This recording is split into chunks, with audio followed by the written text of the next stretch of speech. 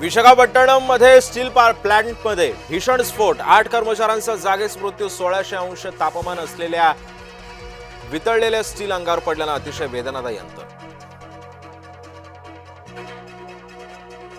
मुंबईतील water tanker चालक मालक बंदवरती ठाम. दुपारी 1 वाजता मुख्यमंत्री फडणवीसांसोबत होणार बैठक. आजच्या बैठकीकडे मुंबईकरांचं लक्ष.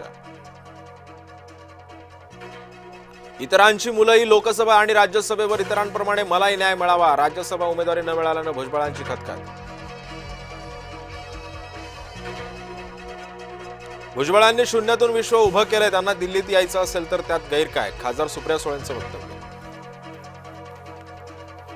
राष्ट्रवादीचा नगरसेवक किशोर मासाळांची अकालपट्टी. अजित पवारांबाबत आक्षेपार्ह विधान भोवलं तर राष्ट्रवादीमध्ये लोकशाही मार्गाने चर्चा होते. तटकरेंचं विधान. गोकुळ गीते आज योग्य निर्णय घेतीलच. गीतेंशी चर्चा केल्यानंतर गिरीश महाजनांचा विश्वास. नाशिक विधान परिषदेसाठी प्रसाद हिरेंचा दराडेंना पाठिंबा. गोकुळ गीतेंसोबत अद्याप चर्चा सुरूच. गिरीश महाजनांची माहिती.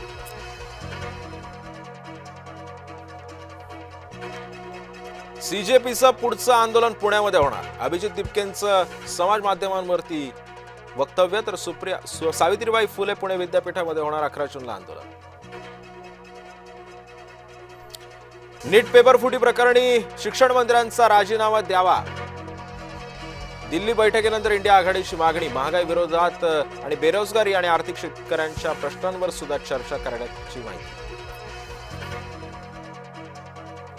मुंडवा जमीन घोटाळा प्रकरणातील शीतल तेजवानीला जामीन मंजूर. उच्च न्यायालयानं दिले निर्देश. शीतल तेजवानी मुंडवा जमीन घोटाळ्यामध्ये होती आरोपी.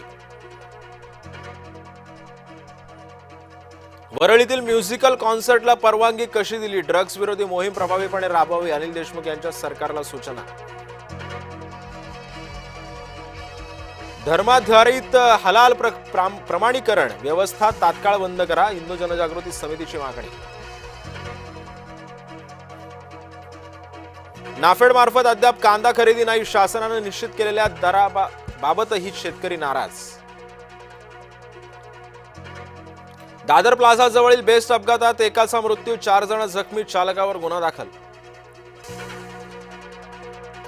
चित्रपट महामंडळ निवडणुकीमध्ये मेघराज भोसलेंची एका हाती सत्ता. समर्थ पॅनलचे सर्वच्या सर्व उमेदवार विजयी. निकालानंतर मेघराज भोसले आणि सभासदांकडून जल्लोष. ममता बॅनर्जींचे 28 पैकी 20 खासदार फुटले. खासदार एनडीएला देणार पाठिंबा. राज्यसभेच्या एका खासदाराचा सुद्धा राजीनामा. भारताचा कसोटी क्रिकेटमध्ये सर्वात मोठा विजय. न्यू चंदीगडमध्ये अफगाणिस्तानला डाव आणि 300 धावांनी हरवलं.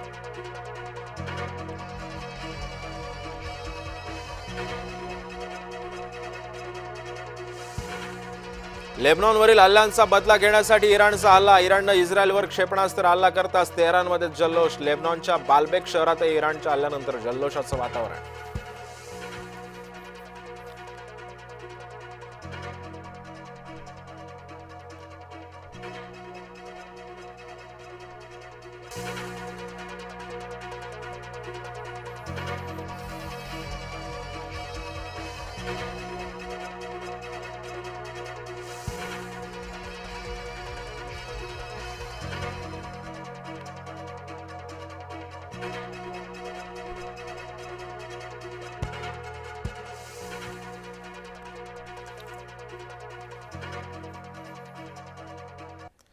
नमस्कार.